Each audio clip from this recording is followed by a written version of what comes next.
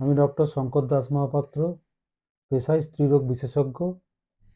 আমি Bhagirathi unity for women and child care centre new টাউনের সঙ্গে যুক্ত। আজকে যে বিষয়টা নিয়ে আলোচনা করব, সে বিষয়টা সবাই মহিলারা মনে করেন ওনারা সব কিছুই জানেন।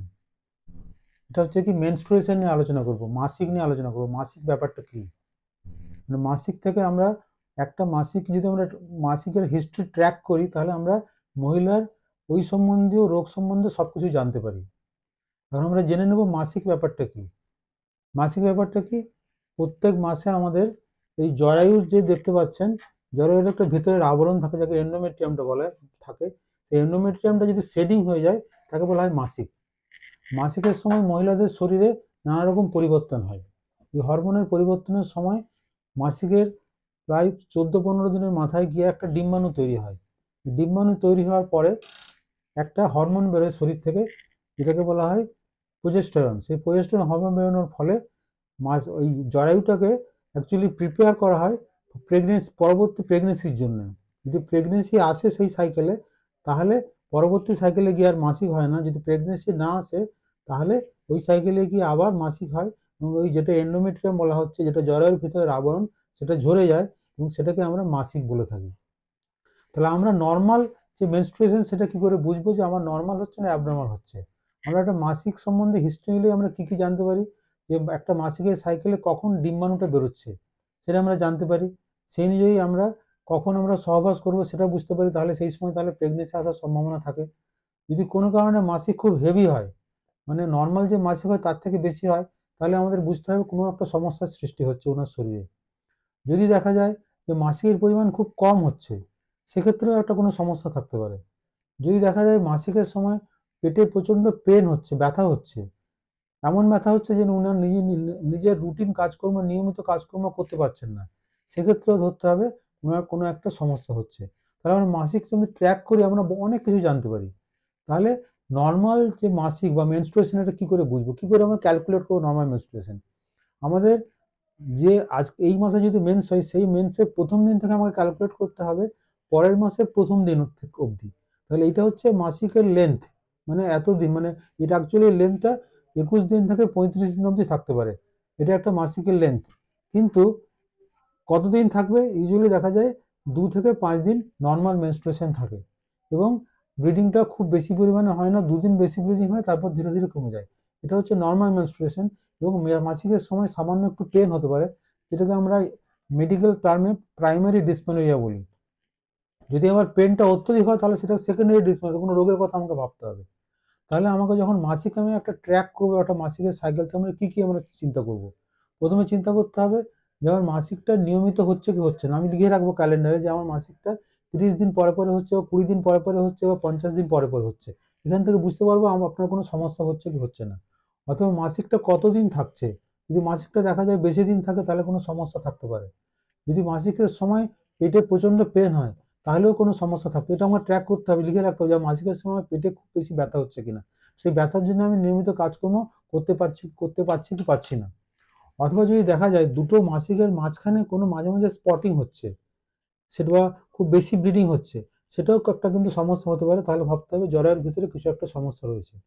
আমাকে এই জিনিসগুলো সব খেয়াল রাখতে হবে। মাসিকটা আমার কতদিন হচ্ছে, ইন্টারমেনস্ট্রুয়াল ব্লিডিং বা মাসিকের মাঝখানে কোনো ব্লিডিং হচ্ছে কিনা, মাসিকের সময় কোনো পেন হচ্ছে কিনা, অথবা মাসিকটা খুব কম পরিমাণে হচ্ছে কিনা। এই সবগুলোই কিন্তু কোনো কোনো কিছু প্রবলেম থাকতে পারে। অর্থাৎ আমরা জেনে নেব কী কী কারণে জিনিসগুলো ঘটতে পারে।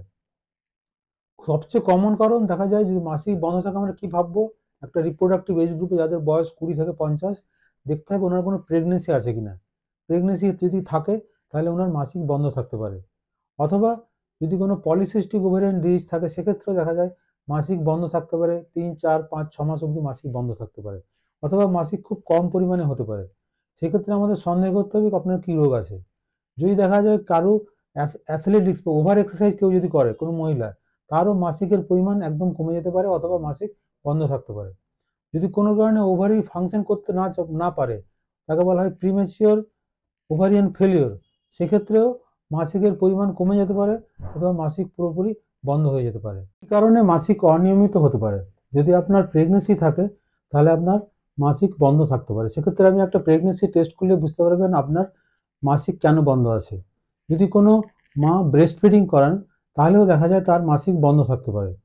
যদি কোনো মহিলার পলিসিস্টিক ওভারিয়ান ডিজিজ থাকে সেক্ষেত্রে মাসিক কম হতে পারে, অথবা মাসিক বেশি হতে পারে, অথবা মাসিকের লেন্থ অনেক বেড়ে যেতে পারে, এবং সেই ক্ষেত্রে অনেক সময় মাসিক অনেক বেশি পরিমাণে হতে পারে। সব কিছুই হতে পারে।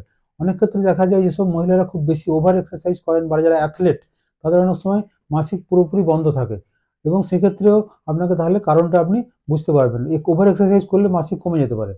অথবা যদি আপনার প্রিমেচিওর মেনোপজ হয়, মানে আপনার ওভারির ফাংশনটা অনেকটা কমে গেছে, ডিম্বাশয়ের ফাংশন করছে না ভালো, সেক্ষেত্রে হরমোন যদি শরীরে আপনার না বেরোয় সেক্ষেত্রে আপনার মাসিক অনেক কম পরিমাণে হতে পারে। অনেক ক্ষেত্রে দেখা যায় যদি ইউট্রেন ফাইব্রয়েড থাকে সেক্ষেত্রে অনেক বেশি পরিমাণে মাসিক হতে পারে। অতএব প্রত্যেকটার কোনো না কিছু একটা গুরুত্ব আছে। মাসিক বেশি হলেও কোনো গুরুত্ব আছে, কম হলেও গুরুত্ব হচ্ছে, না হলেও গুরুত্ব আছে। তাহলে বোঝা যাবে কেন জিনিসটা হচ্ছে। এবং অনেক ক্ষেত্রে দেখা যায় যাদের 1 বছর ধরে মাসিক পুরোপুরি বন্ধ আছে তাদের ধরে নিতে হবে তার মাসিক পার্মানেন্টলি বন্ধ হয়ে যায়, যেটাকে আমরা মেনোপজ বলে থাকি। তাহলে আমরা এটা ট্রিটমেন্ট কীভাবে করব? ট্রিটমেন্ট হচ্ছে প্রত্যেকটা ট্রিটমেন্ট আলাদা আলাদা আছে। যদি ধরুন কারুর মাসিক, সেক্ষেত্রে আমরা সিমটমেটিক ট্রিটমেন্ট করি, ওরাল কন্ট্রাসেপটিভ পিল দিই। পিল দিলে মাসিকটা রেগুলার করা যায়।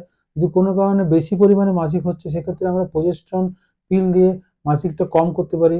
অনেক সময় ইন্ট্রাইউটেরাইন কন্ট্রাসেপটিভ ডিভাইস মেরিনায় পরাতে পারি, সেক্ষেত্রেও মাসিকটা কমে যেতে পারে। এবং প্রত্যেকটা ক্ষেত্রে আমাদের জানতে হবে প্রত্যেকটা ট্রিটমেন্ট আলাদা আলাদা করে করবো। আমরা এই ক্ষেত্রে এখন আমরা ট্রিটমেন্ট নিয়ে বেশি আলোচনা করবো না। আমরা একটা বিষয় নিয়ে আলোচনা করবো, সেটা হচ্ছে আপনি কোন সময় আপনার ডাক্তারবাবু বা আপনার গাইনোকোলজিস্টের কাছে যাবেন। 1 নম্বর হচ্ছে যখন আপনার মাসিক ধরুন একটানা 3-4 মাস বন্ধ আছে, অথচ আপনি টেস্ট করে দেখছেন আপনি প্রেগনেন্ট নন, তখন আপনি অবশ্যই আপনার ডাক্তারবাবুর কাছে যাবেন। একটা হতে পারে আপনার মাসিক নর্মাল 2 থেকে 5 দিন থাকে, আপনার মাসিক 7 থেকে 8 দিনের বেশি হচ্ছে, এবং মাসিকের সময় প্রচণ্ড পেটে ব্যথা হচ্ছে, অতিরিক্ত ঋতুস্রাব হচ্ছে, আপনি উইক হয়ে পড়ছেন, মাসিকের সময় বড় দলা পাস করছেন, ব্লাডের দলা, সেক্ষেত্রে আপনাকে আপনার গাইনোকোলজিস্টের সঙ্গে পরামর্শ করতে হবে। যদি দেখা যায় আপনার মাসিকের সঙ্গে আপনার মাসিক বন্ধ আছে বা আপনি খুব মোটা হয়ে যাচ্ছেন, আপনার গা হাতে পায়ে লোম বেরিয়ে গেছে, সেক্ষেত্রে আপনি আপনার ডাক্তারবাবুর কাছে যাবেন জানার জন্য অ্যাকচুয়ালি আপনার কী ট্রিটমেন্ট করা দরকার। অথবা আপনার যদি মাসিকের সময় খুব পেটে ব্যথা হয় সেক্ষেত্রেও আপনাকে ভালো করে তার ইনভেস্টিগেট করাতে হবে। তার মানে আমরা কি বুঝতে পারছি, মাসিক একটা খুব ইম্পর্টেন্ট ব্যাপার, এবং এই মাসিকটাকে যদি কোনো মহিলা ভালো করে ট্র্যাক করেন তাহলে বুঝতে পারবেন আপনার এই সম্বন্ধীয় কোনো প্রবলেম আছে কিনা। অতএব আমরা প্রথমেই যেটা বলবো সেটা হচ্ছে আপনারা সবসময় মাসিকের ভালো করে ট্র্যাকিং করবেন যে আপনার মাসিক কি হচ্ছে অ্যাকচুয়ালি। এই ট্র্যাকিং করলে আপনারা বুঝতে পারবেন আপনার মাসিকে কোনো প্রবলেম আছে কিনা, তার থেকে আপনার কোনো রোগের সৃষ্টি হচ্ছে কিনা। যদি আর্লি ডায়াগনোসিস করা যায় জিনিসটা, তাহলে কি হয়, আর্লি ট্রিটমেন্ট হয় এবং খুব দ্রুত রোগ নিরাময় করা যায়। আপনি যত দেরি করে ডায়াগনোসিস করা হবে তত আপনার রোগের সম্ভাবনা বাড়বে, আপনার ক্ষতি হওয়ার সম্ভাবনা বেশি থাকবে। অতএব ট্র্যাকিং করুন, এবং আপনার বাড়িতে যদি কোনো বাচ্চা মেয়ে থাকে তাকেও ট্র্যাকিং করবেন সবসময়। বাচ্চা মেয়ে সবসময় ভালো মতো জিনিসটাকে ট্র্যাকিং করতে পারে না, আপনার জিনিস ট্র্যাকিং করলে ইজিলি আর্লি ডায়াগনোসিস এবং ট্রিটমেন্ট করতে হবে। আমাদের জানতে হবে prevention is always better than cure. Thank you very much for patient hearing. আমি নিশ্চয়ই আপনাদের কাছে আবার নতুন ভিডিও নিয়ে আসবো।